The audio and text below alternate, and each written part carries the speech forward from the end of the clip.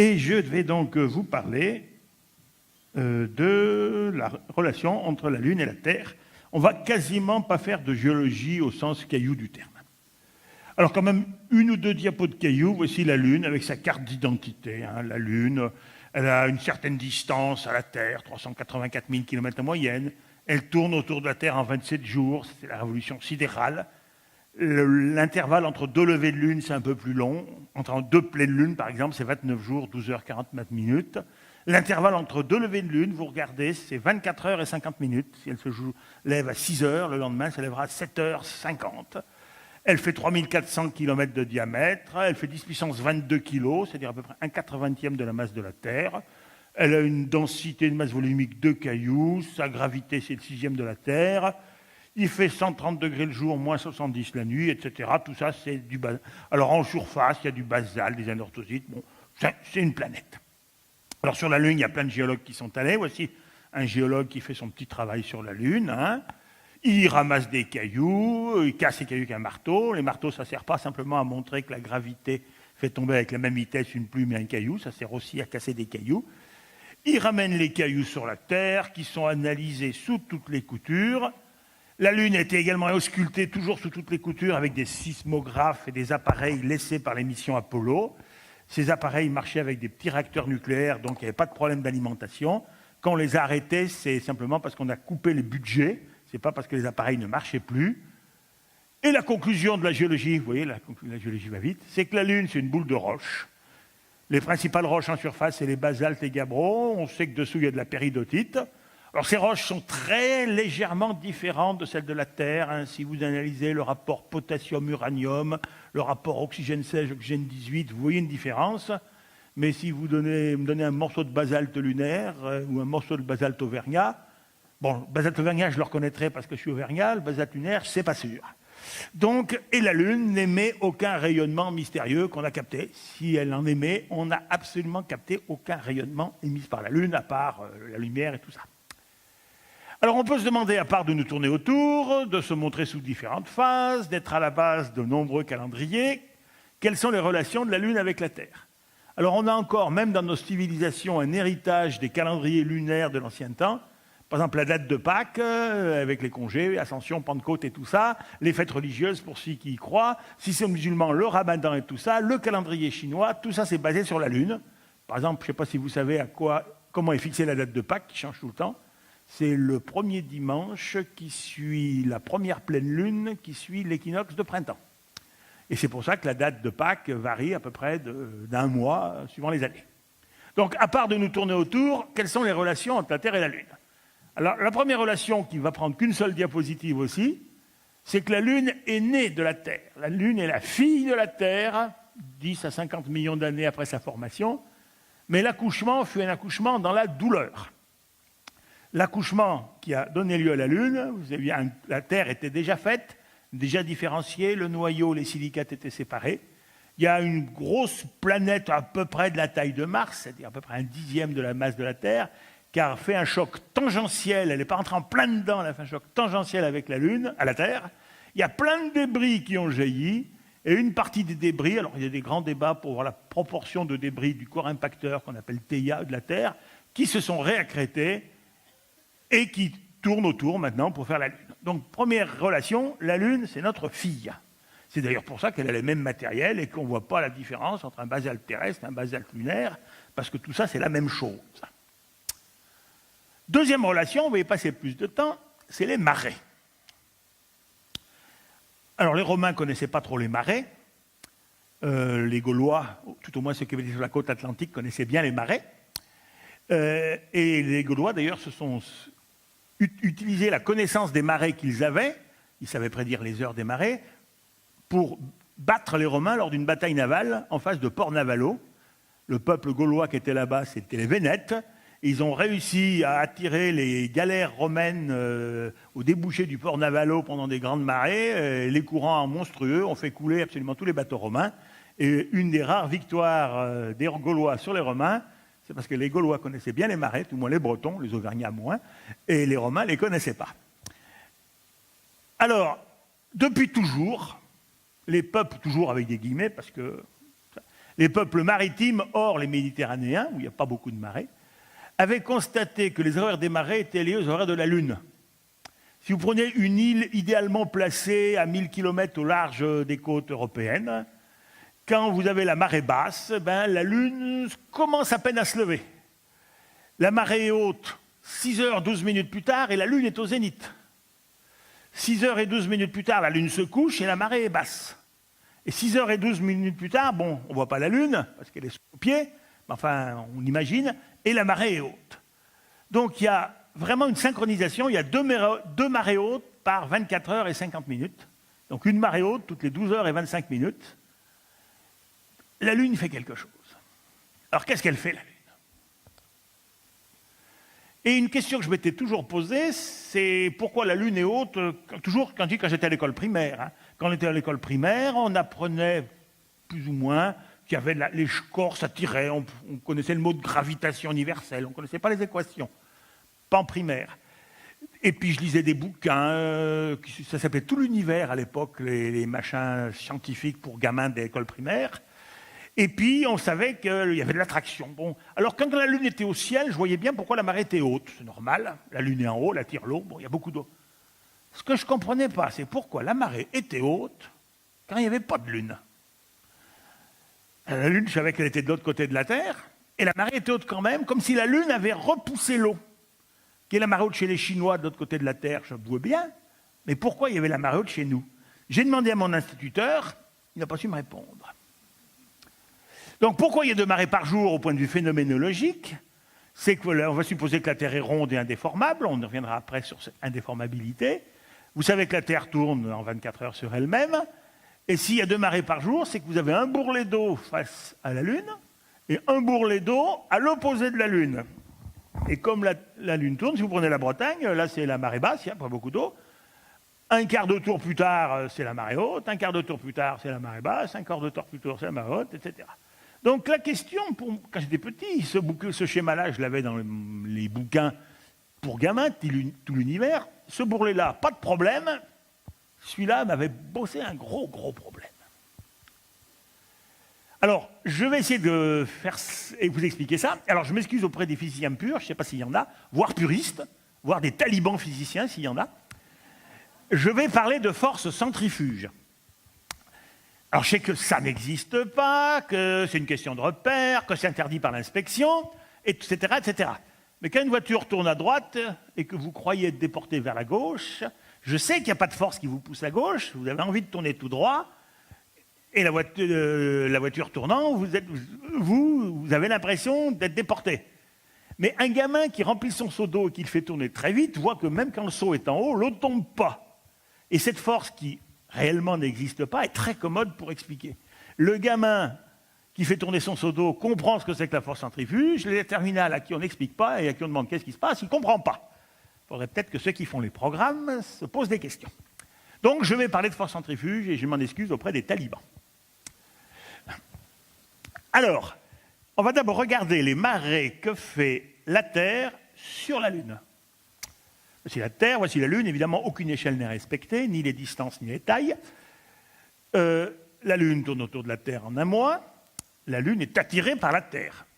J'ai mis la force d'attraction au centre de gravité, c'est la flèche rouge.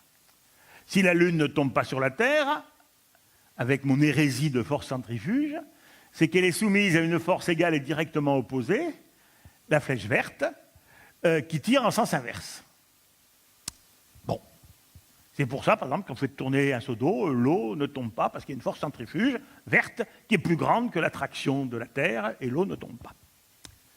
Alors, si on se met ici, par rapport à la Terre, c'est-à-dire sur le centre de la face cachée, on est plus loin de la Terre que le centre de gravité. Donc, la Terre attire moins. Je mets une petite force d'attraction. Je rappelle que rien n'est à l'échelle. Et si je suis au centre de la face visible, je suis beaucoup plus près de la Terre, donc j'ai une grosse force d'attraction. Ici, ce point-là, il fait un tour en un mois, mais il fait un plus grand tour que le centre de gravité, tout simplement parce qu'il est 1700 km plus loin, donc il fait un tour qui est plus grand de pi fois 1700 fois 2, et comme il le fait même pendant le même temps, il va plus vite. Donc puisqu'il tourne plus vite, il y a une force centrifuge plus grande. Et puis là, il tourne moins vite parce qu'il fait un plus petit cercle et une force centrifuge plus petite. Et si je fais la somme, ici et là, des forces vertes et rouges, ben ici, le rouge tire plus, et la résultante, c'est que ça tire vers la Terre. Et ici, le vert tire plus, la résultante, c'est que ça tire à l'opposé de la Terre. C'est ça, les forces de marée. Alors, vous avez à peu près compris, s'il y avait de l'eau sur la Lune, on verrait pourquoi il y a des marées sur la Lune. Alors, je viens de vous dire que la Lune tournait autour de la Terre à peu près en un mois. Eh bien, c'est faux. Ou plutôt, comme j'ai mis, c'est une approximation simplificatrice. J'aurais dû dire que la Terre et la Lune tournent en un mois, ensemble, autour de leur centre de gravité commun, qui est à peu près à 4000 km du centre de la Terre, c'est-à-dire à peu près à 2000 km sous nos pieds. Le rapport des masses étant de 1,80, il y avait 1/80e de la distance Terre-Lune ici, et 79/80e de la distance Terre-Lune ici. En fait, vous connaissez tous les mobiles qu'on met au-dessus des berceaux des enfants, choses comme ça. Vous pouvez mettre un mobile avec un clown et un éléphant, là. S'ils ont le même poids, vous attachez une ficelle en plein milieu, et ce truc-là tourne, et évidemment les deux tournent à la même fréquence, un tour par 10 secondes par exemple, et à la même vitesse, les deux rayons ici sont égaux. Si vous prenez un gros clown et un petit éléphant, si vous voulez que ça soit bien équilibré, il faut que votre ficelle ne soit pas au milieu, mais un peu décalée vers le gros clown, ce qu'on appelle le centre de gravité. Si vous prenez un énorme clown et un tout petit éléphant, il faudra que vous mettiez votre ficelle ici, et vous aurez un tour comme ça. Eh bien, c'est exactement ce qui se passe avec la Terre et la Lune. C'est comme si elles étaient rattachées par une baguette, et l'ensemble tourne en un mois autour du centre de gravité commun. La Lune fait ce grand cercle, et le centre de gravité de la Terre fait ce petit cercle. Alors ça donne quelque chose comme ça. Donc, en un mois, vous connaissez le mouvement de la Terre tourne autour du Soleil en un an, tourne sur elle-même en un jour. Eh bien, en un mois, elle fait une espèce de danse du ventre, vous voyez, comme ça. Et si de temps en temps vous avez un peu mal au cœur, eh ben, c'est peut-être cette force de hula-hoop, là, comme ça, qui fait que la Lune et la Terre tournent ensemble autour de leur centre de gravité commun. Alors, maintenant que vous savez ça, on va mettre les forces sur la Terre. Je ne m'occupe plus de la Lune. Tout le monde dit que la Terre attire la Lune, je vous l'ai dit. C'est vrai. Mais on a encore parlé de gravitation ce matin. La Lune attire la Terre. Les deux s'attirent mutuellement. Quand j'étais petit, je me posais la question, pourquoi la Lune ne tombe pas sur la Terre? Newton se la posait peut-être aussi. On aurait pu se poser la question, pourquoi la Terre ne tombe pas sur la Lune? Puisqu'elle s'attire. Donc là, j'ai mis l'attraction de la Lune sur la Terre, que j'applique au centre de gravité. Mais comme la Terre ne tombe pas sur la Lune, ça se saurait, et que je raisonne avec la force centrifuge Taliban, pardonnez-moi, je vois que le centre de gravité de la Terre fait ce petit cercle. Comme il fait ce petit cercle, ça ne va pas très vite, un petit cercle en un mois, il y a une petite force centrifuge qui équilibre, et c'est pour ça que la Terre ne tombe pas sur la Lune. Qui s'était posé la question, pourquoi la Terre ne tombait pas sur la Lune? C'est quand même une bonne question. Alors, pareil, si je suis plus près de la Lune, l'attraction de la Lune est plus forte. Alors, ce point-là, lui, il fait un tout petit tour en un mois, parce qu'il n'est pas bien loin du centre de gravité commun, il fait un petit tour ridicule.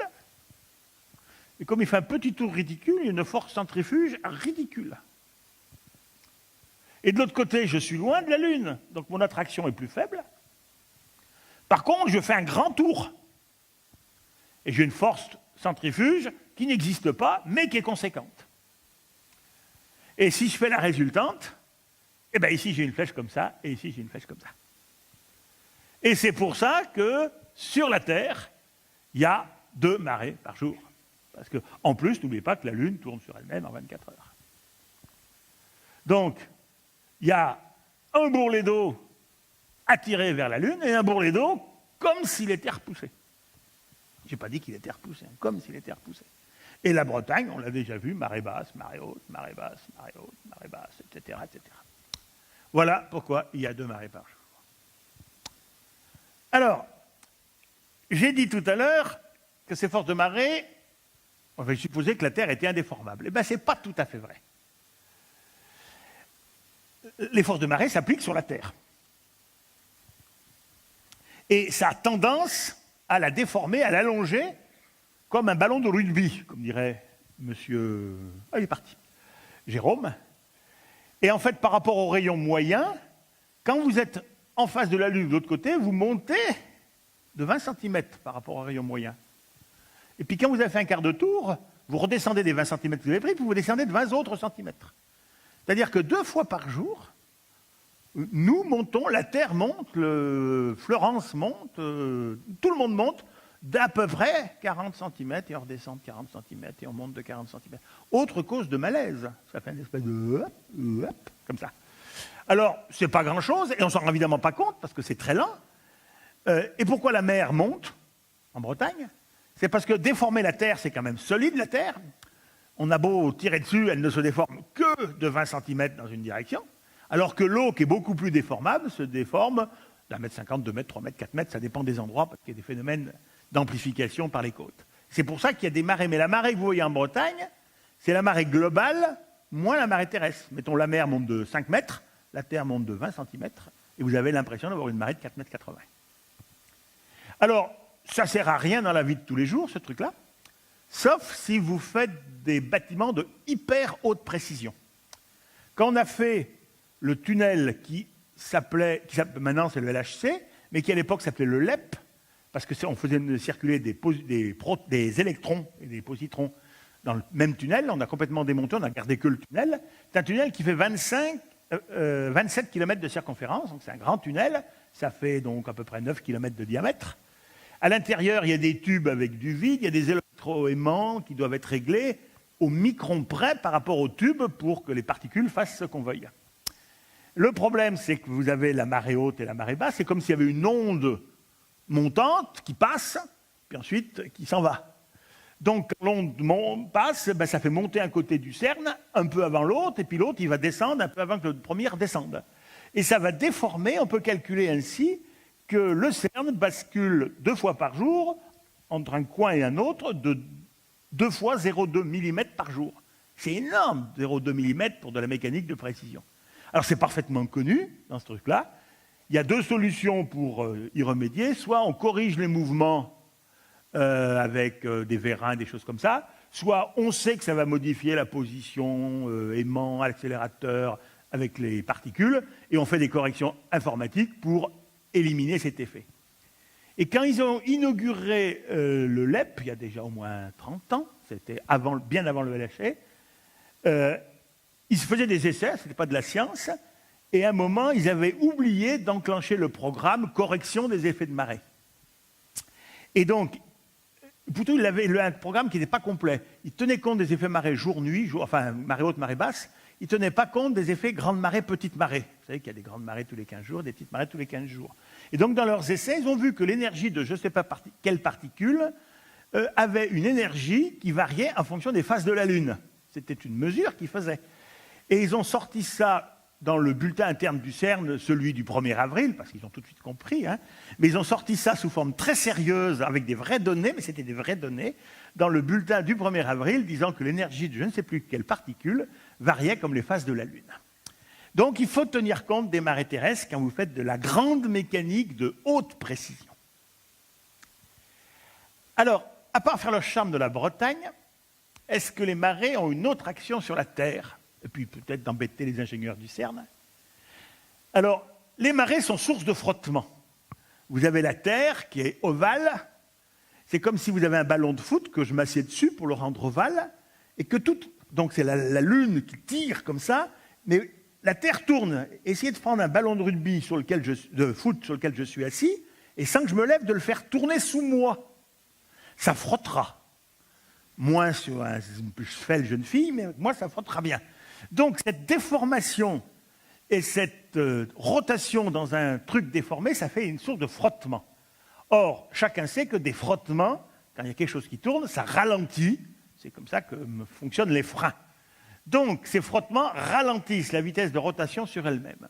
On peut expliquer cette rotation par un Une autre explication, mais qui revient au même, comme la Terre n'est pas parfaitement élastique, le bourrelet de marée est en avance, parce qu'il est entraîné par la rotation un petit peu en avance par rapport à l'équilibre, et la Terre fait une force de rappel sur ce bourrelet de marée qui tend à ralentir la rotation.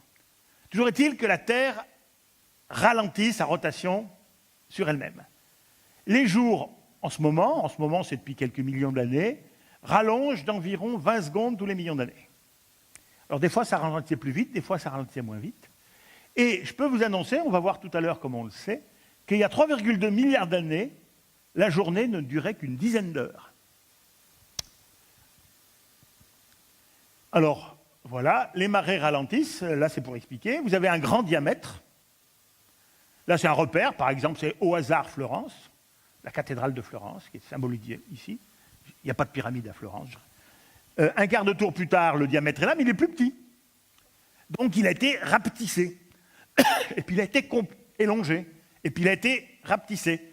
Donc quand vous prenez quelque chose, que vous l'allongez, vous le rapetissez, ou que vous le tordez, ça se frotte. Vous avez tous pris un fil de fer, vous coupez le fil de fer, zut, j'ai oublié ma pince coupante. Comment on fait? On le tord 10 fois de suite et ça casse. Mais là où on le tord, juste avant de casser, vous avez regardé la température du fil de fer? Il est tout chaud. Parce que les déformations, ça chauffe.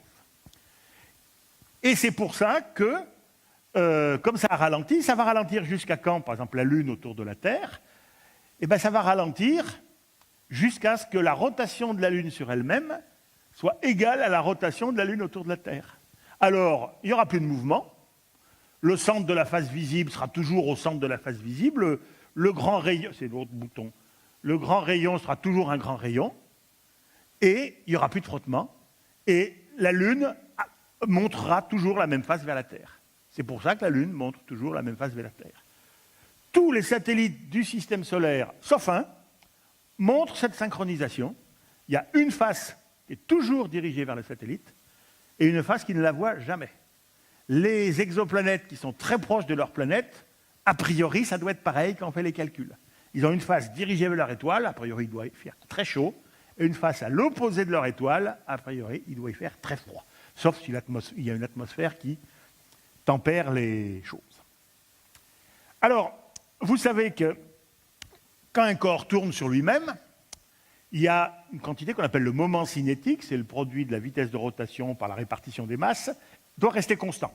Comme celui d'une patineuse ou d'un patineur qui vont vite. Si vous avez une patineuse comme ça qui tourne sur elle-même, si elle rapproche ses bras et sa jambe, elle va plus vite. Et si, sans donner de coup d'élan. Et si elle réécarte ses bras et jambes, elle se met à ralentir. Et il y a une variation couplée, répartition des masses, vitesse de rotation. Alors, vous pouvez faire une expérience qui est plus difficile. Vous prenez une patineuse ou un patineur qui tourne très très vite sur lui-même, par exemple, vous lui demandez de laisser ses bras tout mous, tout comme ça, hein, et vous forcez ce patineur à ralentir.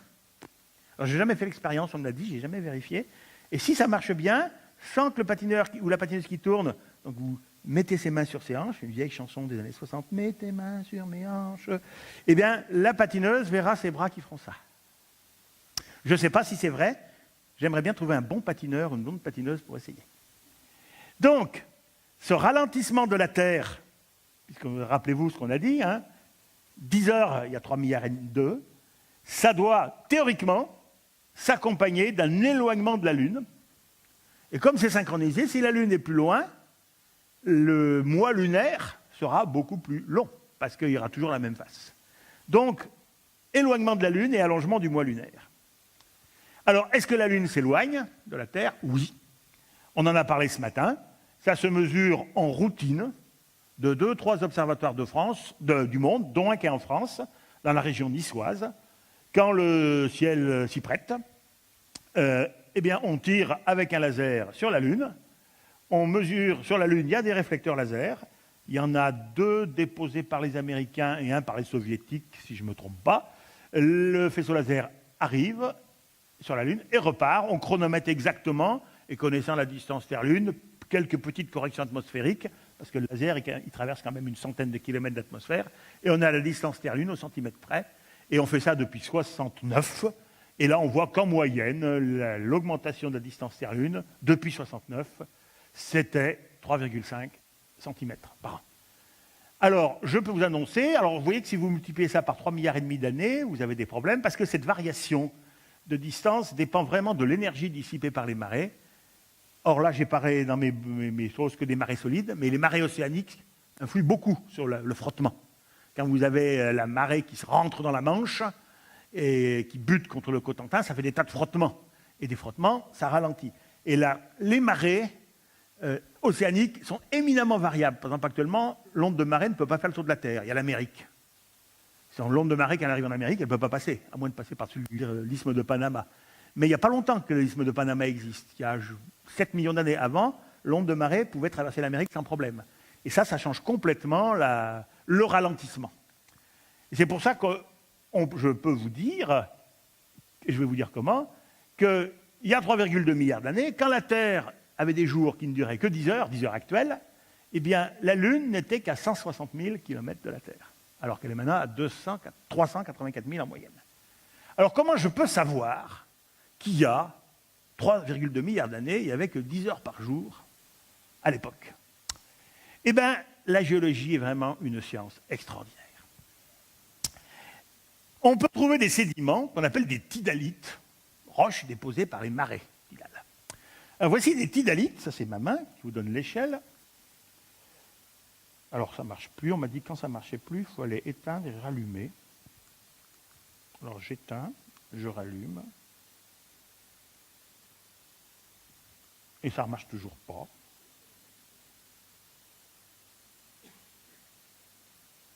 Ça c'est un même pas. C'est pas grave, je vais faire comme ça. Donc, c'est ma main qui vous donne l'échelle, c'est pas très gros ça. Et des fois, les gens appellent ça des sédiments en arête de poisson. Parce que vous voyez, il y a comme s'il y avait la colonne vertébrale ici, puis là, vous avez les arêtes d'un côté, les arêtes de l'autre. Puis là, il y a un autre poisson plus bas, puis il y a plein de poissons superposés. C'est des arêtes chez un marchand de poissons. Alors, et vous voyez que les couches, globalement, les couches sont horizontales, hein, mais la colonne vertébrale sont horizontales, mais les arêtes sont inclinées. C'est normal chez un poisson. J'aimerais bien quand même, c'est mieux avec ça. Ben, je ne sais pas. Tant pis. Alors, comment dépose-t-on des couches inclinées? Alors, ici, inclinées vers la gauche, là, inclinées vers la droite. C'est quand même bizarre, c'est pas la Terre qui bascule. Quand j'étais à l'école, on m'apprenait que les couches se déposaient à l'horizontale. Peut-être qu'on apprend encore ça.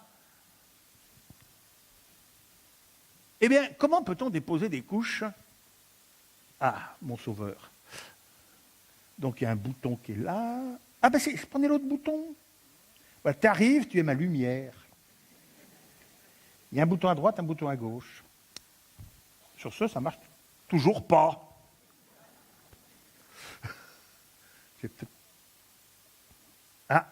I. Non, c'était pas moi, c'est la machine. Bon, c'est pas grave, je peux remédier à ça. Comment peut-on déposer des couches inclinées, comme ici elles sont? Alors, ça, c'est une photo prise dans une flaque d'eau au bord de la mer, quelque part en Normandie. La marée baisse, il y a un trou d'eau, vous avez tous vu sur des plages de sable, quand la marée baisse, il y a comme des ruisseaux sur la plage, hein, c'est l'eau qui sort des grains de sable, et vous avez un espèce de pseudo-ruisseau qui arrive, et quand ça arrive dans la flaque, ça fait un petit delta.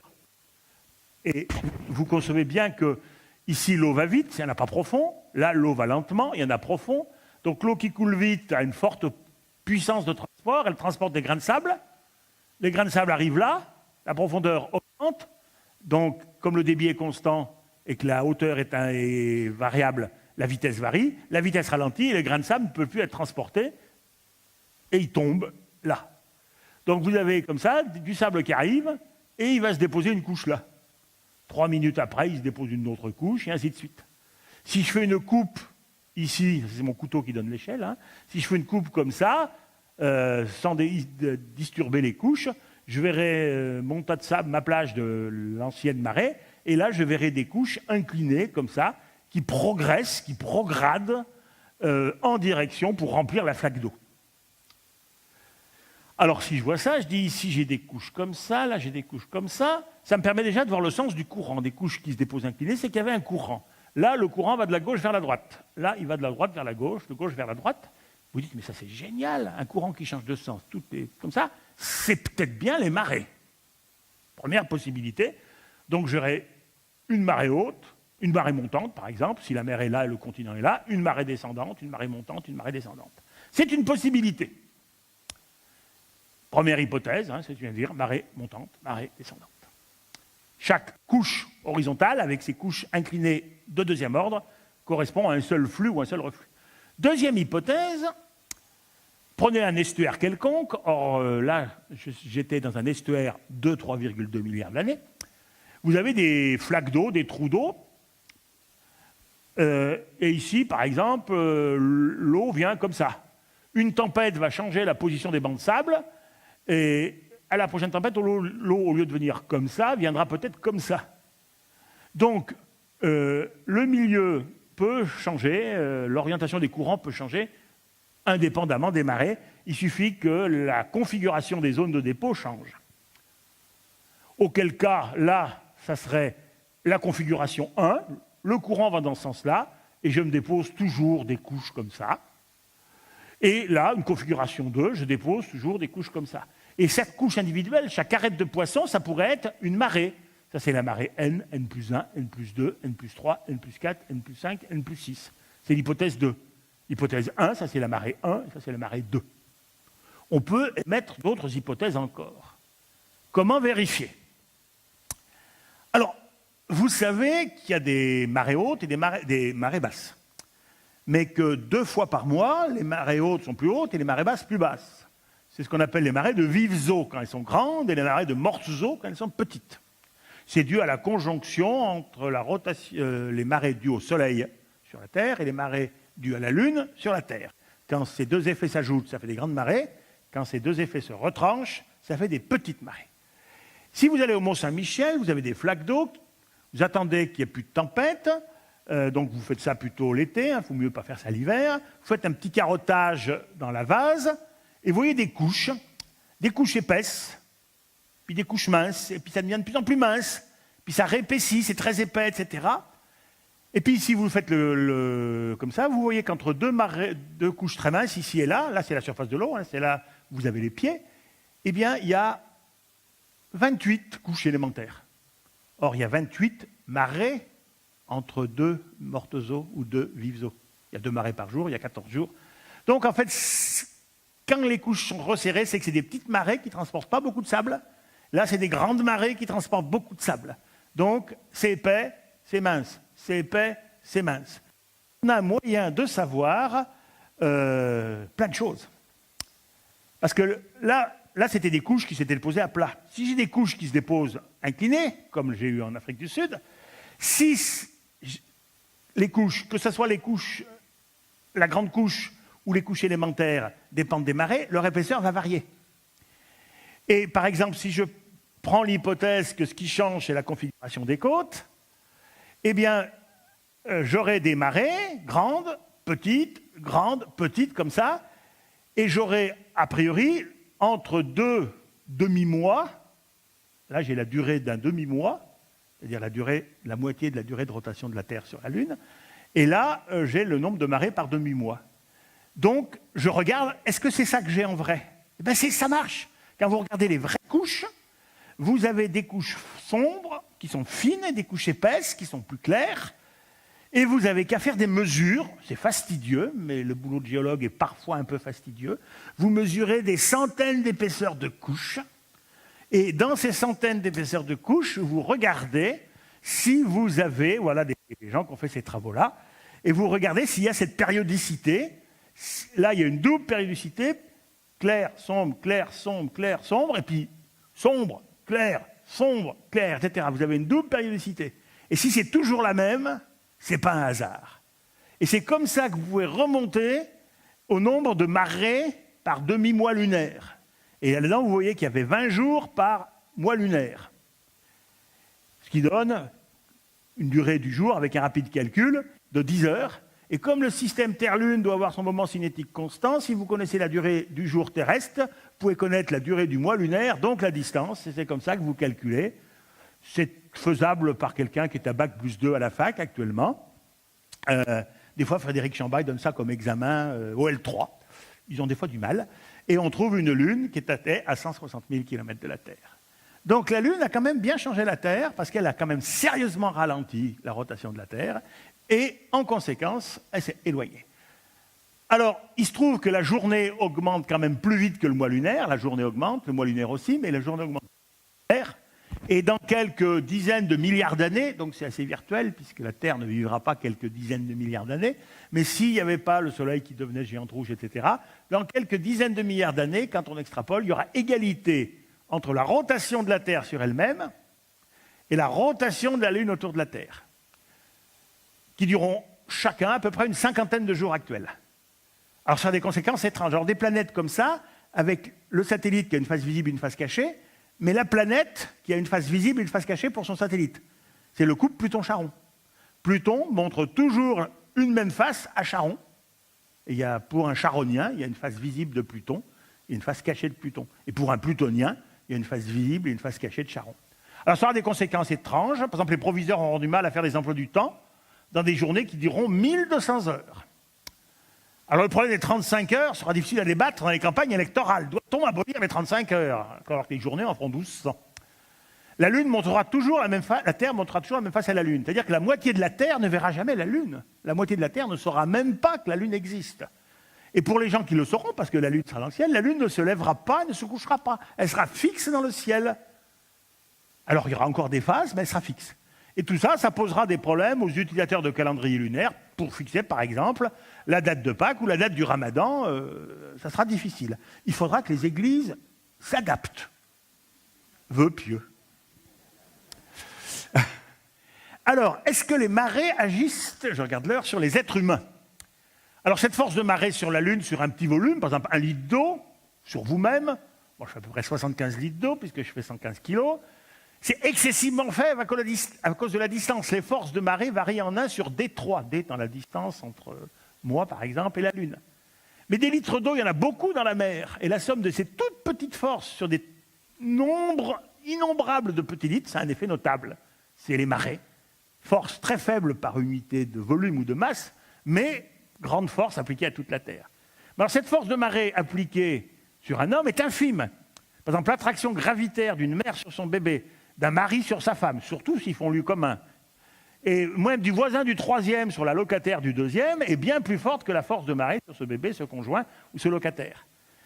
Si vous allez, je ne sais pas moi, au bord d'un grand lac, lac de Genève, lac de Léman, vous avez des gamins qui font des pâtés de sable, il y en a un qui prend son seau d'eau et qui ramène son seau d'eau à l'autre bout de la plage. Est-ce qu'en ramenant son seau d'eau, il a fait baisser le niveau du lac Léman?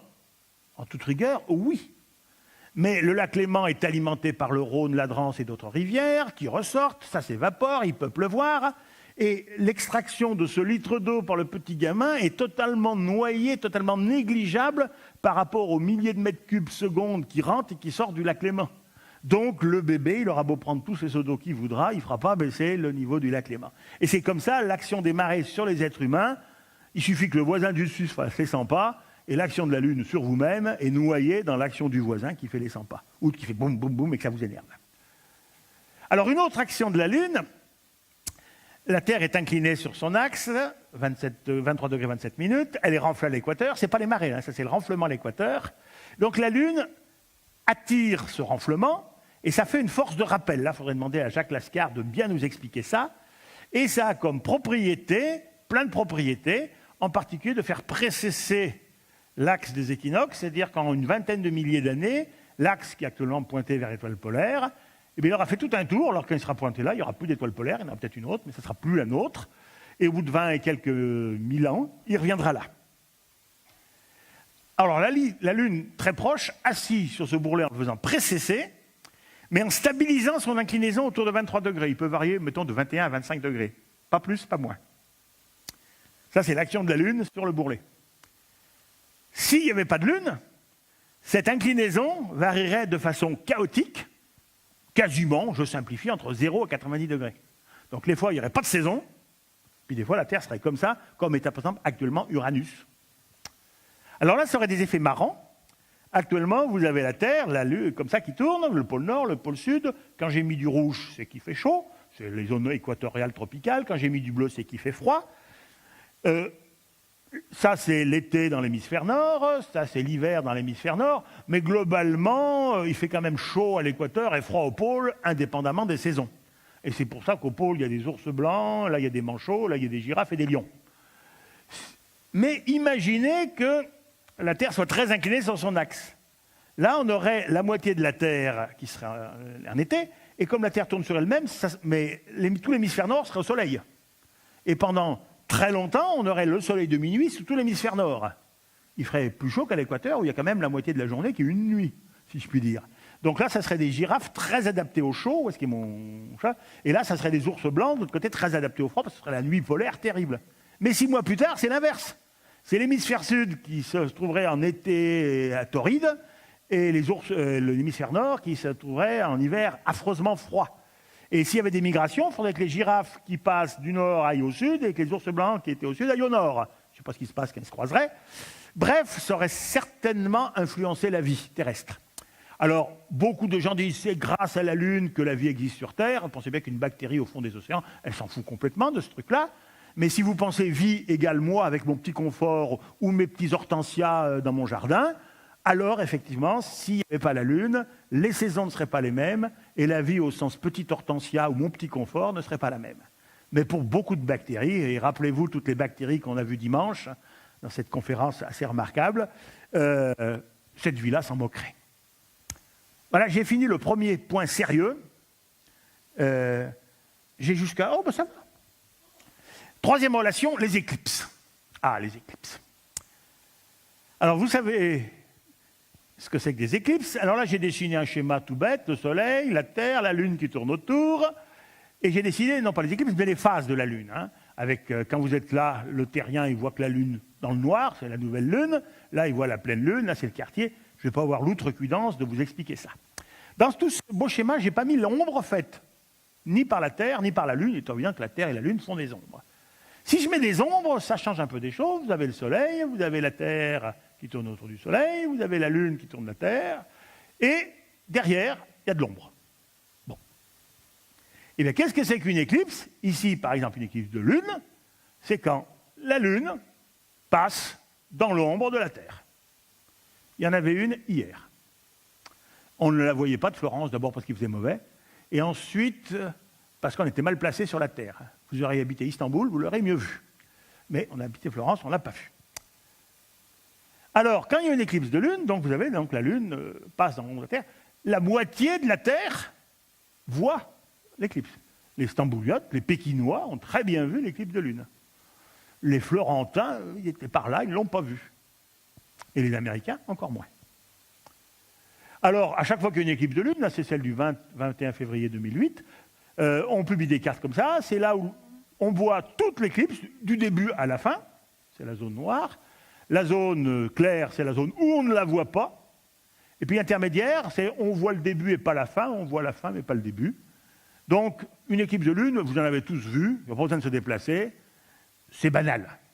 Alors, qu'est-ce qui se passe en vrai, hein? Vous avez l'ombre de la Terre, l'ombre virtuelle de la Terre dans le ciel, là, comme ça, une espèce de grand cône d'ombre, et vous avez la Terre, la Lune qui rentre dedans. Alors là, elle rentre dans la pénombre, mais ça ne se voit pas, et on commence à voir quelque chose quand elle rentre dans l'ombre. Alors, pour l'éclipse du 20-21 février 2008, elle rentrait à 20h42, c'était des temps universels, je pense, mais ça n'a aucune importance. Elle reste un moment, mettons 1 heure et demie, ça dépend, dans l'ombre de la Lune, elle ressort de l'autre côté. Alors là, c'est des photos que j'ai prises, non, c'est pas moi qui les ai prises, c'est un certain Jean-Philippe Roux qui me les a passées, d'une éclipse de Lune, tout le déroulé entre le début de l'éclipse et la phase totale. Alors, toutes ces photos-là ont été prises avec 1/10 de seconde de pause, et puis celle-là avec peut-être 10 secondes de pause. Donc, il y a un changement, il faut faire attention. Donc, là, par exemple, vous avez 50% d'éclipse, la Lune est 50% éclipsée, avec une pause d'une fraction de seconde. Ça, c'est la partie de la Lune éclairée par le Soleil. Ça, c'est la partie de la Lune à l'ombre. Alors, ce qui est bien là, c'est qu'on peut voir, c'est la même photo, que l'ombre de la Terre a une forme circulaire. On y reviendra. C'est une des preuves pour les Grecs que la Terre était ronde. Ce n'est pas la plus belle. La plus belle, c'est que tous les marins savent très bien que quand vous approchez d'une île, on voit le sommet des montagnes avant de voir les villes en bas, même si les villes sont éclairées et les montagnes n'ont pas de lumière. Si les Alexandrotes avaient fait un phare très haut, C'est pour qu'on le voit de loin. Si la Terre était plate, ça n'a aucune importance, un feu au ras du sol se verrait pareil. Donc l'ingénieur qui a fait le phare d'Alexandrie, il savait que la Terre était ronde. Alors là, c'est une photo 90% de soleil éclipsé et 10% qui ne le sont pas encore. Là, c'est une pause longue. Alors les 10% qui sont au soleil sont complètement surexposés, forcément. Et les 90% qui sont à l'ombre sont rougeâtres. Mais là, peut-être 15 secondes, 10 secondes de pause. Et là, c'est la phase totale. La Lune est entièrement dans l'ombre. Et en général, à ce moment-là, la Terre se part d'une superbe couleur rouge cuivre. C'est très joli. Alors on peut se demander pourquoi la Lune est rouge pendant les éclipses. Elle est à l'ombre. Elle devrait être invisible. Or, on la voit. Eh bien, la Terre a une atmosphère qui diffuse et dévie les longueurs d'onde, et en triant dans ce qu'elle diffuse et ce qu'elle dévie, et elle trie, et en fait, les grandes longueurs d'onde, le rouge, pour ne pas le nommer, sont plus déviées, alors qu'on va dire le bleu ne l'est pas du tout. Et la Lune est quand même un peu éclairée par de la lumière, diffractée, déviée, diffusée par l'atmosphère. Ça, c'est la théorie. Est-ce que c'est vrai? Ben, pour savoir si c'est vrai, il n'y a qu'à aller sur la Lune pendant une éclipse de Lune. Et à quoi ressemblera la Terre? Un anneau, l'ombre de la Terre, un anneau rouge. Eh bien, cette manip a été faite. Alors ça, c'est un montage photo qui vous montre une photo de la Terre prise par Apollo 17, et surtout une photo prise par Apollo 12, je ne sais plus quelle date, ça doit être marqué dessus, qui s'est posée exprès près de la sonde Surveyor. La sonde Surveyor s'était posée le 20 avril 67. Et il se trouve que 3 jours plus tard, après que la sonde Surveyor se soit posée, la Lune était en phase d'éclipse. Donc là, c'est une vraie photo prise en 69 par Apollo 12, mais cette sonde qui était sur la Lune en 67 a photographié une éclipse. Alors j'ai changé mon photomontage, j'ai gardé la même photo d'Apollo 12, mais j'ai remplacé la photo de la Terre prise par Apollo 17 par la photo de la Terre prise par la sonde Surveyor sur la Lune en 67. Et voilà ce qu'on voit. C'est vrai, la Terre ressemble à un anneau. Ce n'est pas la couronne du Soleil. À cette échelle-là, le Soleil est plus petit. Hein. La couronne solaire est cachée parce que la Terre est beaucoup plus grosse que le Soleil. C'est beaucoup moins intéressant, les éclipses de Soleil pour un lunaire, parce qu'on ne voit pas la couronne, on ne voit pas les protubérances et tout ça. Alors, un montage de toutes les phases montrant la rotondité de la Terre. Là, c'est toujours, je ne sais plus qui, mais c'est pas moi. Donc la Lune, on tripote les photos. Photoshop, c'est toujours très bien. Mais là, on voit la Lune qui rentre dans l'ombre, là, la Lune qui sort de l'ombre. Si on avait pris toujours les photos avec un dixième de seconde, ici, on n'aurait rien vu. Si on veut voir quelque chose, ici, on met les photos de Lune avec une longue pause. Et quand on voit ça, on voit très très bien la forme ronde de l'ombre de la Terre. Alors, ça fait 2200 ans que le grec Aristarque de Samos avait fait cette remarque. L'ombre de la Terre était ronde. Alors, il n'avait pas de photo, hein, mais il voyait bien, ils étaient bons, les Grecs, quand même. Et il avait déduit que l'ombre de la Terre, donc la Terre, est à peu près 3 fois plus grosse que la Lune. C'est à peu près le cas, à la louche, 3-4 fois plus grosse. Donc, la Terre est 3 fois plus grosse que la Lune. Les Grecs l'avaient mesuré. Or, les Grecs savaient déjà mesurer le diamètre de la Terre. On en a parlé hier, avant-hier, 12 000 km. Donc, le diamètre de la Lune était 12 000 divisé par 3 égale 4 000 km. Alors, un rappel, hein, comment a fait Eratosthène pour mesurer, mais ça on l'a fait hier, pour mesurer le diamètre de la Terre. C'est de la bête, il suffit d'appliquer les angles alternes internes développés par Euclide et tout ça, c'est avant Eratosthène, il n'y a pas de problème. Et avec ce bête calcul, vous trouvez une Terre de 39 960 km. Il était bon. Alors sur ce, il a fait pas mal d'erreurs de mesure qui se sont compensées. Hein. Mais la méthode est intrinsèquement parfaite. Alors, un autre grec qui s'appelait Thalès avait fait un autre théorème qu'on apprenait en 3e de mon temps, le théorème de Thalès. C'était le théorème sur les triangles semblables. Quand vous avez des triangles semblables, par exemple le diamètre de la Lune, ce grand côté, mon œil et l'autre grand côté, c'est un triangle. Il est semblable à ce triangle, l'œil, le diamètre de la pièce et le retour. Donc, Thalès avait dit que dans des triangles semblables, les rapports entre deux côtés étaient toujours constants. Et une chose que tout un chacun peut faire, vous prenez une pièce de monnaie, hein, vous la mettez à bout de bras, et vous pouvez à peu près cacher la Lune. Donc vous avez deux triangles semblables, le diamètre de la Lune, votre œil, ou le diamètre de la pièce de monnaie, votre œil. Comme vous connaissez le diamètre de la Lune, comme vous connaissez le diamètre de la pièce de monnaie, comme vous connaissez la longueur de mon bras, vous pouvez, avec ce calcul élémentaire, trouver que la Lune est à peu près à 400 000 km de distance de la Terre. Donc les Grecs avaient mesuré la distance de la Terre à la Lune, avaient mesuré le diamètre de la Terre, avaient mesuré le diamètre de la Lune. Ils étaient forts, ces Grecs. Alors, quelle sera la prochaine éclipse totale de Lune visible en France, métropolitaine, le 27 juillet 2018, un petit peu avant le prochain festival. Parce que les festivals sont toujours en août. Alors, les éclipses de soleil, c'est un peu la même chose, c'est quand l'ombre de la Lune, là, touche la Terre. Et on voit une éclipse totale quand on est juste là. Il faut être là. Si vous êtes à côté, ça ne compte pas. Alors, comme la Terre, la Lune, le Soleil tournent et se déplacent à environ 2000 km/h, l'ombre de la Lune se balade sur la Terre et dessine une bande comme ça, à peu près. Elle va d'ouest en est, en traversant la Terre comme ça. Donc, si vous voulez voir une éclipse, par exemple le 21 août prochain, il faut vous mettre quelque part sur la Terre, sur une bande, parce qu'il y aura une bande de totalité le 21 août prochain. Donc, vous voyez la différence de visibilité. Pour voir une éclipse de Lune, on a une chance sur deux de la voir. Il suffit d'attendre quelques années, il y en aura une. Les éclipses de soleil, il faut être bien placé et au bon moment. Donc c'est pour ça que c'est beaucoup plus rare. Alors la tache de l'ombre est toute petite. Alors si vous êtes mal placé, alors si vous êtes là ou là, vous ne voyez rien, enfin vous voyez le soleil entier. Par exemple, si vous êtes là, vous voyez le haut du soleil et pas le bas. Si vous êtes là, vous voyez le bas du soleil et pas le haut. C'est ce qu'on appelle une éclipse partielle de soleil, c'est un intérêt très très limité. Alors, à quoi ça ressemble une éclipse? Je vais essayer de vous montrer, parce que la plupart d'entre vous n'en ont sans doute jamais vu. Parce que, justement, il faut être à un endroit particulier au bon moment. Je vais vous en montrer une, celle du 29 mars 2006. J'étais là. Alors, il ne fallait pas que j'arrive en retard, parce que j'avais loupé mon avion. Il fallait que je sois là le 29 mars, et encore, c'était à 10h du matin. Il ne fallait pas que j'arrive à 11h.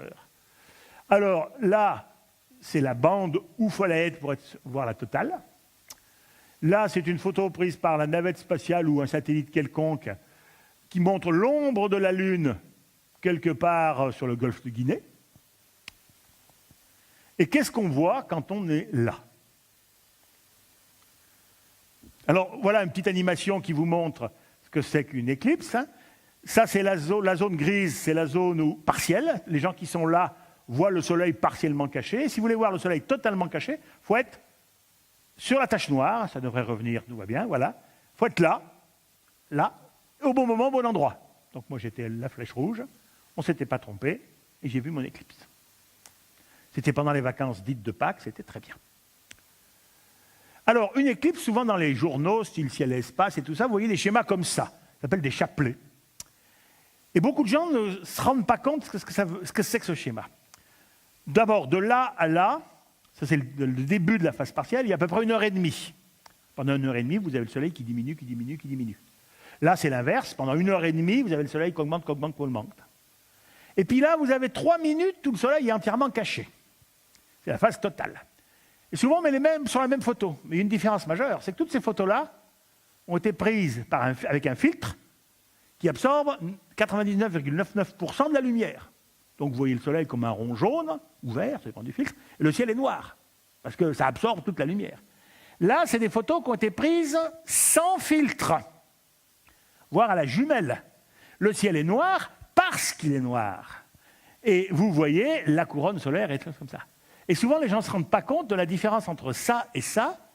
Ça, c'est quand 99,99% de la lumière est absorbée. Ça, c'est quand vous avez toute la lumière qui vous rentre dans l'œil. Alors, cette éclipse d'Égypte, j'y étais et j'ai pris plein de photos. Maintenant, je ne prends plus de photos dans l'éclipse, je me rince l'œil. Mais c'est trop beau. Alors voilà, elle a commencé à 11h20, 11h24, il en manque un bout, 30, etc. Et la totalité a commencé vers 12h40. Vous avez le temps, on a le temps de se préparer. Et ça, évidemment, c'est vu à travers un filtre. Si je regarde le soleil à l'œil nu sans filtre, vous avez tous déjà fait ça par hasard, vous vous sortez, hop, il y a le soleil. Qu'est-ce qu'on voit? On voit ça. Alors je vais vous montrer des photos, c'est des vraies photos que j'ai photoshopisées à mort pour essayer de rendre l'impression que j'en ai eue. J'ai vu 6 éclipses totales dans ma vie, j'ai essayé avec les photos que j'ai vraiment prises en Égypte de retraduire, en changeant les contrastes et tout ça, mon ressenti. Donc c'est un peu subjectif. À 11h20, là c'est une vraie photo, j'ai photographié le soleil, on voit ça. Il n'y a rien. Et il faut faire ça, mais pas regarder le soleil plus d'une seconde ou deux, parce que sinon, bonjour la rétine. Hein. Mais vous avez tous déjà vu le soleil par hasard, ça ne tue pas de regarder le soleil. Il ne faut surtout pas le fixer longtemps. Alors, on va faire un rappel sur le danger ophtalmologique des éclipses de soleil. Alors, pendant les 3 minutes de phase totale, le soleil n'est absolument pas dangereux. Évidemment, il est caché. Il se regarde sans filtre, à la jumelle. Faites attention de quitter vos jumelles avant que le soleil ne revienne. Mais pendant la phase totale, vous pouvez regarder à la jumelle. Pendant les phases partielles, le soleil n'est pas plus, mais pas moins dangereux qu'un soleil normal. Si on le regarde comme ça en passant, aucun problème. Si on le fixe fixement plus de quelques secondes, danger de brûlure de la rétine. Si on le fixe plus longtemps, alors si on le regarde avec un instrument type jumelle, on risque d'être définitivement aveugle. Et là, mes cibles favorites, les médias, l'éducation nationale, j'ai mis des points de suspension parce que ce n'est pas les seuls, n'y connaissant rien, appliquent un principe de précaution exacerbée, disent et font n'importe quoi, on y reviendra. Alors, reprenons notre éclipse d'Égypte, là, vision à l'œil nu, 11h20, elle n'a pas encore commencé. Avec un filtre, je vois ça. C'est la même éclipse au même moment, sans filtre, avec filtre. 20 minutes après le début, donc vous avez l'heure en bas, 11h40, sans filtre, avec filtre. 12h, peut-être le ciel un peu plus sombre, enfin bon. Elle est déjà bien entamée l'éclipse. Hein. 12h20. 12h20. 12h37 minutes, 0 secondes. 12h37 minutes, 0 secondes. Vous voyez que quand le soleil est caché à 95%, si vous ne faites pas attention, vous ne voyez pas qu'il y a une éclipse. Parce que vous êtes ébloui quand votre regard sur le soleil. Alors, vous pouvez voir que le soleil, il fait moins froid, moins chaud, le ciel est plus bleu, mais on ne le voit pas. 37 secondes.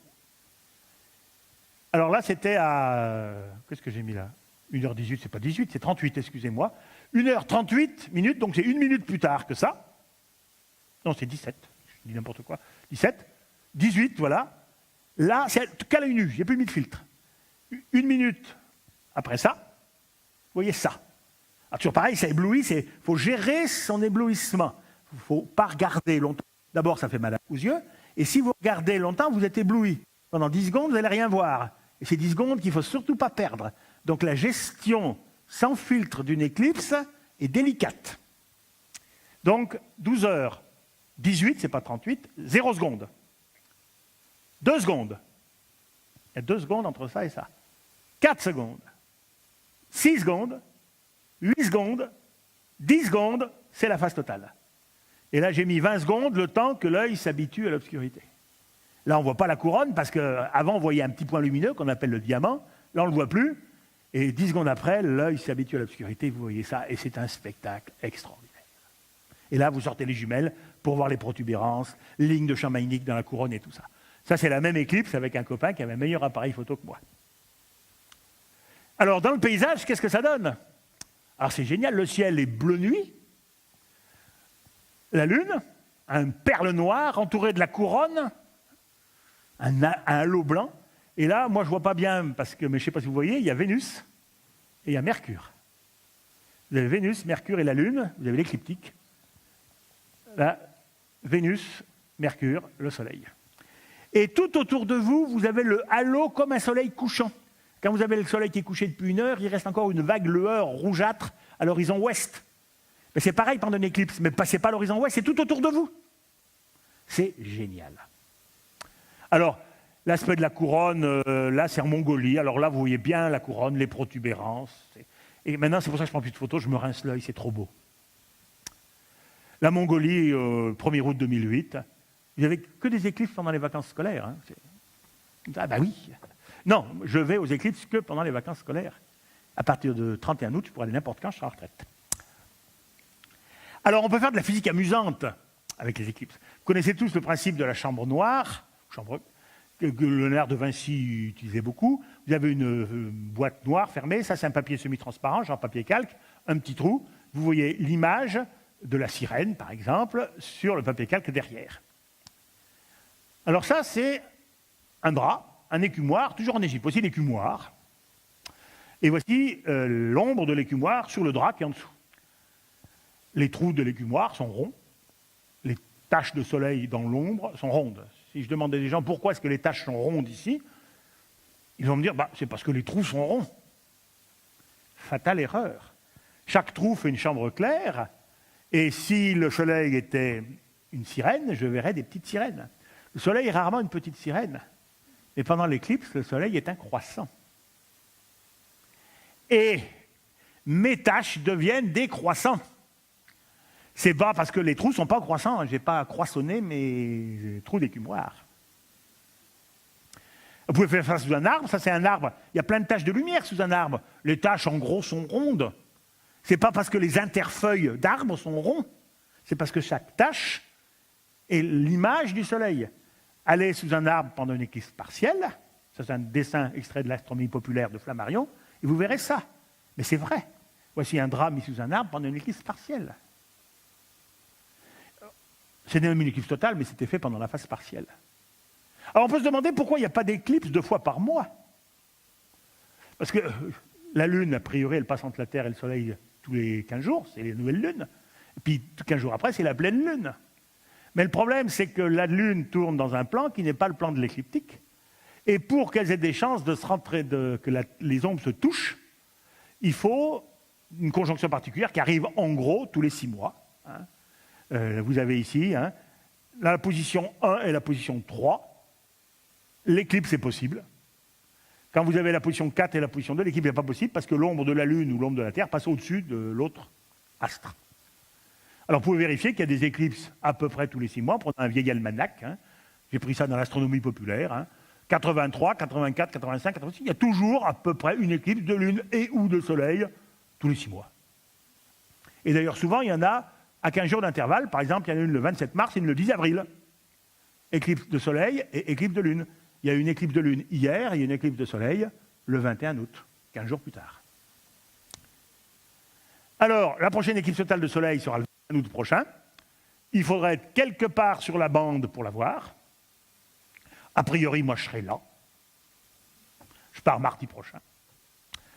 Voilà, on ne sait jamais ce qui peut arriver. Trump peut faire des conneries, tout ça. Alors, si vous restez en France, eh bien, allez sur la côte ouest. Vous verrez, alors, au-delà de ce trait-là, par exemple à Lyon, on ne verra rien. Si vous allez, par exemple, là, vous verrez le soleil qui se couchera éclipsé. Et si les chiffres que j'ai ici sont bons, par exemple, si vous allez à Arcachon, il y aura 20% du soleil éclipsé qui se couchera. Votre challenge, c'est photographier le rayon vert pendant une éclipse partielle de soleil.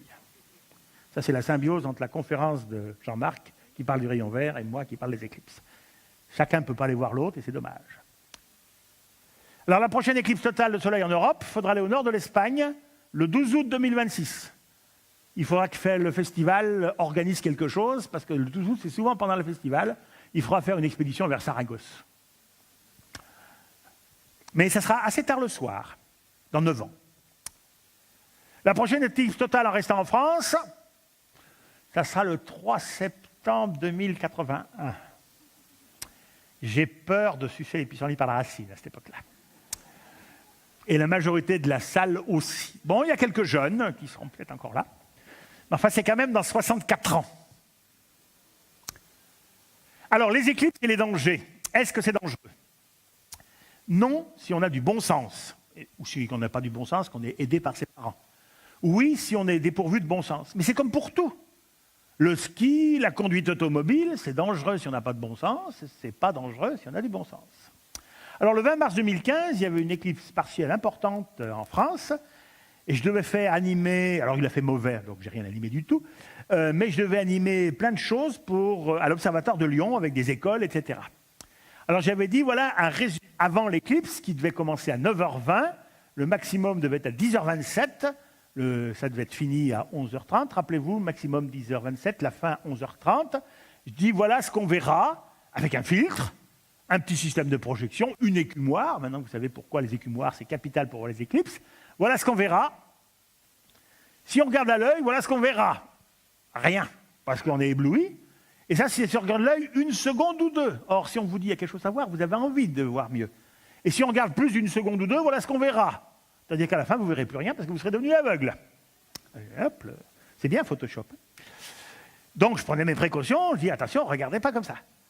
Alors, la réaction des médias et de l'éducation nationale, appliquer un principe de précaution exacerbée, a été lamentable. Indigne d'un pays qu'on dit le pays de Descartes. Alors ça, c'est pour une équipe de 2006, c'est Ciel et Espace qui a relaté des choses qu'ils avaient vues. Dans un collège des Hauts-de-Seine, Valentin, passionné d'astronomie, a attendu longtemps, le 3 octobre 2005, pour voir sa première éclipse, une éclipse partielle. Malheureusement, Valentin s'est trouvé bouclé dans sa classe, rideau tiré, comme si un rayon de la mort s'apprêterait à tuer quiconque s'exposait à la lumière du soleil. Il m'est arrivé la même chose en 60, j'étais en CM1, dans la bande de totalité de l'équipe de 60, et l'instituteur avait fermé les volets. Et je ne l'ai pas vu, et je lui en veux encore à mort. Dans un autre établissement, un enseignant éberlué a vu pendant cette même éclipse des élèves se baisser dans les couloirs pour éviter de croiser les rayons du soleil partiellement éclipsés qui passaient par les fenêtres. C'est n'importe quoi. Alors, dans l'académie de Rhône-Alpes, de Lyon, pour l'équipe du 20 mars, une inspectrice du primaire d'un département que je ne nommerai pas, parce que, quand même, il ne faut pas se moquer des débiles, ce n'est pas de leur faute, ils sont cons finalement. On m'a appris de ne pas me moquer des handicapés. Donc, elle est anonyme. Elle a dit qu'il fallait, vous pouvez voir, pas sortir dehors, parce que ce phénomène pourra un sentiment d'angoisse, le danger des yeux, etc.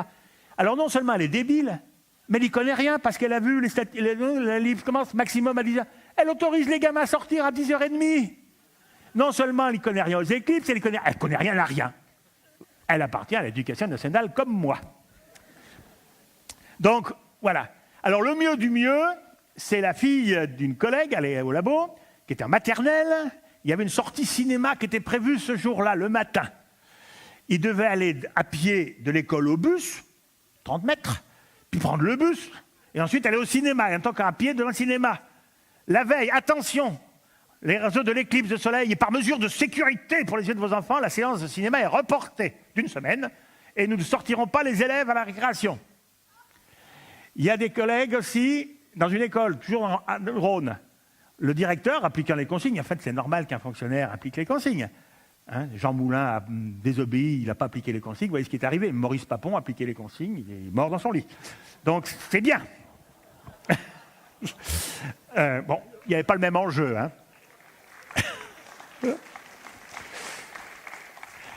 Qu'est-ce que je disais ? Le directeur a dit « fermez les volets ». La copine a dit « mais mes fenêtres donnent au nord, fermez-les quand même !» Voilà. Que voulez-vous que je vous dise ? Alors, les éclipses...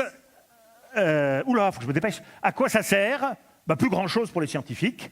Ça sert à étudier la couronne solaire. Ça servait à étudier la couronne solaire. Maintenant, on a tous les satellites qu'il faut.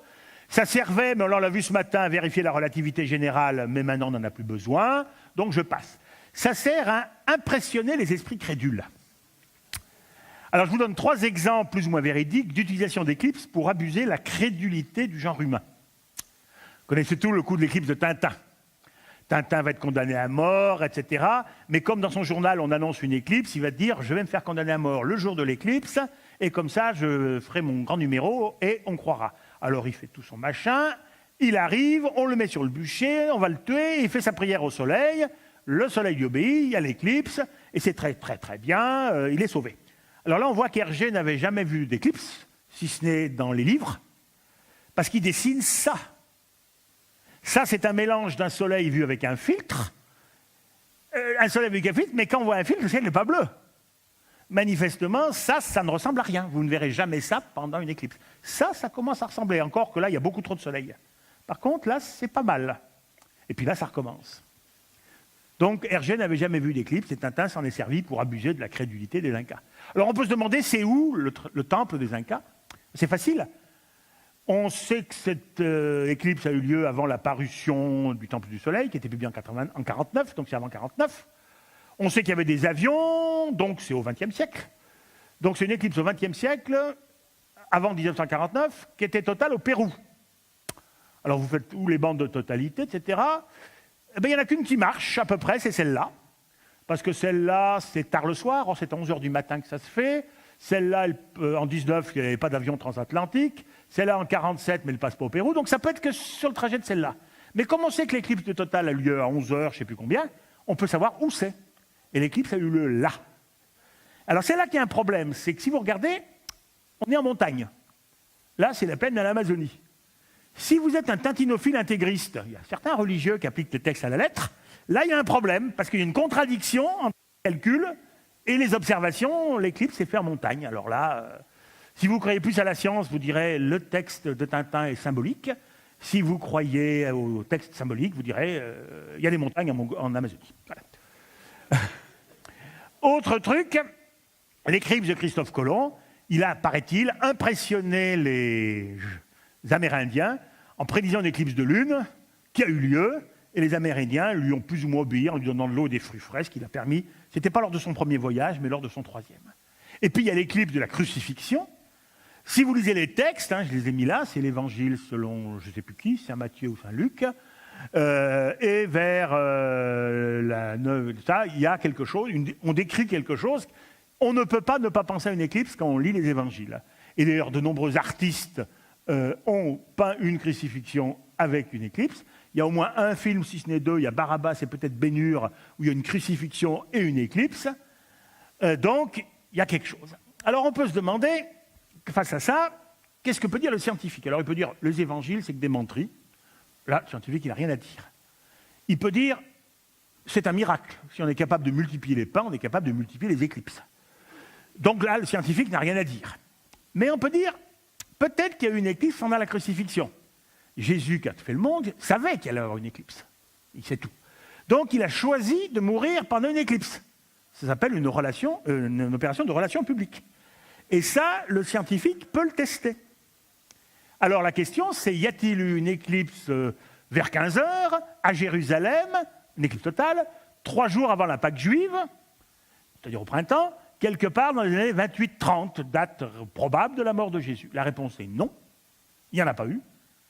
Non, mais il y en a eu une en Galilée, un matin de novembre, 6 mois, donc ou 6 mois après la mort du Christ.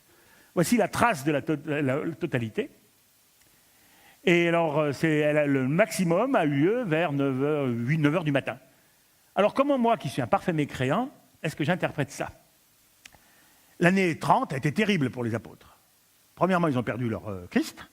Puis deuxièmement, 6 mois avant, 6 mois après, alors qu'ils ne s'y attendaient pas du tout, il a fait nuit en plein jour. Les évangiles ont été écrits mis sur le papier 2 générations après les événements. Marc n'a jamais écrit les évangiles. Jean peut-être, mais il l'a écrit très tard. Donc, on doit dire 60 ans après. Entre-temps, ça a été transmis oralement. Et quand on fait des transmissions orales, on peut embellir les choses, volontairement ou involontairement. Je leur laisse le bénéfice du doute.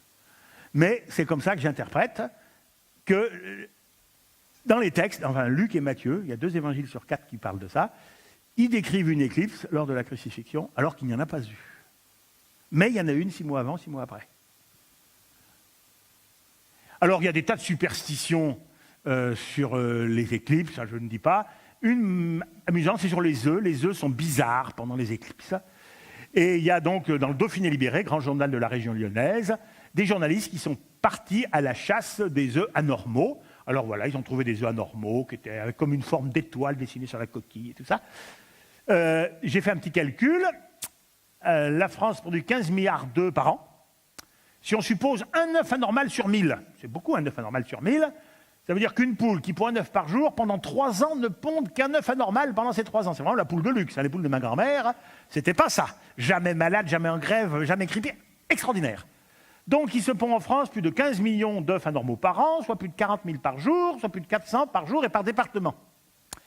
Eh bien, il y a un journal français, le Dauphiné libéré, qui a payé des journalistes pour aller à la chasse d'un de ces 400 œufs anormaux dans l'Isère, le 12 août 1999, après l'éclipse. Je dis heureusement qu'ils ont réussi à en trouver un, parce que sans ça, ça aurait été la preuve que ces journalistes auraient passé du temps au bistrot plutôt qu'en enquête. Peut-être pas besoin d'aller au bistrot, quand on voit la tête des gens, peut-être qu'ils sont simplement bu un coup de gnôle. Les Rhône-Alpins sont très serviables, vous allez chez eux, ils vous servent l'agneau, c'est très bon. Alors, d'où on arrive à la quatrième relation, c'est les autres innombrables croyances de la Lune sur les êtres vivants, les salades, les cheveux, les naissances et tout ça. C'est une croyance que je ne connaissais pas, mais quand j'ai trouvé cette bouteille de bière dans un bistrot, j'ai demandé au monsieur si je pouvais la prendre, il m'a dit oui. C'est une bière blanche, et sur l'étiquette de la bière blanche, c'est dans les temps très anciens, en Europe du Nord, qu'est née la recette de cette bière blanche, durant une période de pleine lune, dit-on. Certains croyaient en effet à l'influence de la Lune sur la couleur mystérieuse et le trouble de cette bière. Une croyance. Alors, les croyances la plus répandue, c'est sur la pousse des plantes. On sait, au moins depuis Jean-Baptiste de la Quintinie, jardinier en chef de Versailles sous Louis XIV, que c'est pas vrai. Quand on fait des expériences qu'on plante lune montante, lune descendante et tout ça, ça ne marche pas. Ceux qui y croient, comme ils y croient, ils ne plantent jamais en mauvaise lune ou en bonne lune, et ils plantent quand ils pensent que ça marche, donc pas de contre-expérience. Ceux qui sont arrivés 5 minutes en avance ont vu un petit film fait par Jérôme Pérez avec des gamins des écoles qui pendant toute l'année ont planté des haricots, des machins, des trucs dans des petits pots, et ils ont fait des statistiques, et au moins en banlieue parisienne, sur la croissance des plantes dans les écoles, eh bien, la Lune ne fait rien. Mais vous avez beau dire ça, si quelqu'un y croit, il y croit, on n'y peut rien. Alors, des tas de tentatives, voilà une autre tentative de croyance, ou comment profiter de la crédit du public pour gagner des sous. Vous voyez cette publicité que j'ai trouvée un jour dans ma boîte aux lettres. La Lune pour mincir. Je me demande, c'est pas quelques élèves qui ont voulu me faire une niche. Et quand vous voyez ça, vous voyez que c'est gratuit. Il y a quelque chose de gratuit. Je suis auvergnat, je suis gros, je soupçonne des élèves de m'avoir dit ça, mais c'était un vrai prospectus. Et que vous lisez bien, il y a une offre spéciale, c'est gratuit à condition que vous payiez 29 € pour acheter autre chose. Hein. Donc, quand vous adressez à des gogos, ben, vous pouvez y aller. Alors, loin de moi l'idée de dire que la Lune, par exemple via les marées, n'a aucune influence sur les êtres vivants. Ça peut être subtil. C'est évidemment tous les animaux qui vivent dans la zone de balancement des marées sont influencés par la Lune. Tous les animaux nocturnes peuvent être influencés par la Lune. Parce qu'il fait, quand les nuits de pleine Lune, il fait jour. Les nuits de nouvelle Lune, il fait nuit. On m'a dit que les antilopes se reproduisaient la nuit. Elles font ça en général pendant les nouvelles lunes. Parce que si vous reproduisez la nuit en pleine lune, il y a le lion qui est pas loin, il risque de vous voir. Il vaut mieux faire ça dans le noir. Alors, il y a plein de statistiques qui ont été faites. Ça, c'est des animaux qui vivent au fond de la mer, qui sont très bons à manger, à Tahiti et tout ça, qui vont se reproduire à la surface pendant les nouvelles lunes. On peut se demander est-ce qu'ils montent à la surface pendant qu'il fait noir, la nuit, ou est-ce qu'ils montent à la surface une grande marée sur 2 ? Ce qui est une hypothèse, puisque une nouvelle lune, c'est une grande marée sur 2. Alors on fait des statistiques en faisant pousser ces bébêtes dans des bassins, on fait varier le niveau de l'eau, on fait varier l'éclairement, et on s'aperçoit que ce qui compte, c'est l'éclairement, et ce n'est absolument pas le niveau de l'eau. Donc ces animaux, qui s'appellent Platineris dumeri, sont influencés par la Lune, parce qu'ils sont pudiques, ils n'aiment pas se reproduire en lumière. Alors il y a des machins, la Lune. Regardez également dans un truc, depuis l'Antiquité, nous pensons que la Lune agit sur les marées, ça c'est vrai. Sur les récoltes, à l'école maternelle, l'école de Jérôme, c'est pas vrai. Sur leur épouse de cheveux, c'est pas vrai. Sur notre humeur, les jours de pleine lune, les accouchements se multiplient, etc., etc. C'est toujours la même technique, vous mélangez le vrai et le faux. C'est vrai que ça agit sur les marées, c'est faux que ça agit sur les accouchements. Alors, comment vérifier tout ça ? J'ai pas de jardin, merci Jérôme d'avoir fait ça avec ton école. Mais je ne suis pas un homme politique, donc je ne vais pas parler sur ce que je ne connais pas. Je vais essayer de ne parler que sur ce que je connais. Vous savez, les ministres sont interchangeables, ils sont ministres des Affaires étrangères, puis le lendemain, ils sont ministres de l'Agriculture, ils s'y connaissent ni à l'un ni à l'autre. Donc, les salades, je ne sais pas, les cheveux, je ne sais pas, les loups-garous, j'en ai jamais vu, mais les naissances, ça c'est bien. Tout le monde sait qu'il y a beaucoup plus de naissances lors de la pleine lune. Et ça, c'est facile à vérifier, parce qu'en France, on a un état civil qui est bien fait, et qui est public. N'importe qui peut aller consulter l'état civil. Maintenant, c'est informatisé, c'est anonyme. Hein. On n'aura pas votre fiche d'état civil, mais on peut voir qui n'est quoi. C'est très utile pour que les maires demandent des subventions, etc. Donc, les états civils, c'est public. Et un copain a étudié 25 ans d'état civil de France métropolitaine, ce qui fait 20 millions de bébés. Et 20 millions de bébés, vous pouvez faire la loi des grands nombres avec ça. Toute anomalie du genre, il y a eu une panne de courant, et donc 9 mois après, beaucoup de bébés. Si par hasard, 9 mois après la panne de courant, c'est la pleine lune, ça va faire un petit surplus. Mais il se fera une fois, à moins que systématiquement les pannes de courant arrivent 9 mois avant les pleines lunes, ce qui est peu probable. Donc, qu'est-ce que le copain en question, il s'appelle Fred Chamba, ENS de Lyon, c'est un collègue. Qu'est-ce que donnent les statistiques? Donc, ça, chaque courbe, c'est le nombre de naissances par jour en France métropolitaine. En moyenne, vous avez donc c'est entre 69 et 94 les dates. Donc, 25 ans, vous avez en moyenne 2135 bébés par jour qui naissent en France tous les jours. Et la loi des grands nombres va éliminer toutes les particularités. Alors, si on regarde par exemple 2 ans, voilà ce que ça donne. Hein. Ça oscille. Les jours où il en est le moins né, c'était, je ne sais pas, 1800. Les jours où il en est le plus né, c'était 2800 à peu près. Donc, il y a forcément des écarts. Hein. Les femmes ne sont pas réglées comme des poules pondeuses dans les élevages industriels. La nature, l'amour, il faut encore quelque chose. Mais là-dedans, y a-t-il un signal lunaire? Alors, comment trouver un signal dans une courbe? Là, c'est une courbe de nombre de naissances par jour. Un grand préfet de la région Rhône-Alpes, sous Napoléon, il est vrai, qui était également mathématicien et physicien, qui s'appelait Fourier, a inventé une méthode qu'on appelle la transformée de Fourier. Alors, j'ai mis des équations pour faire joli. Ça, c'est le portrait de M. Fourier. Ça permet de trouver des périodicités cachées dans une suite de nombres ou choses comme ça, même si ça ne se voit pas à l'œil nu.